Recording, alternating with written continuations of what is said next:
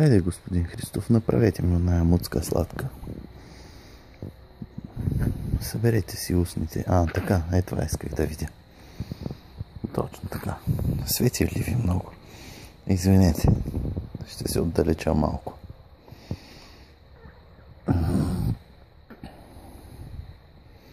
Коремчето ли ви боли, господин Христов? Жорка, на теб говоря.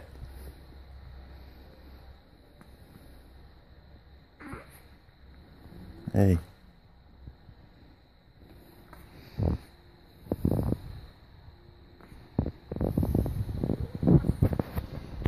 Уморен ли сте?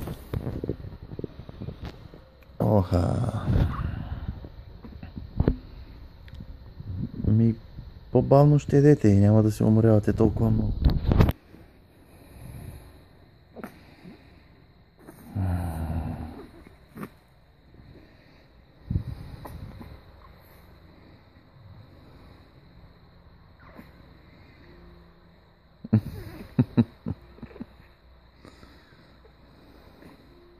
Много ме забавлявате с тази муцка, с езичето.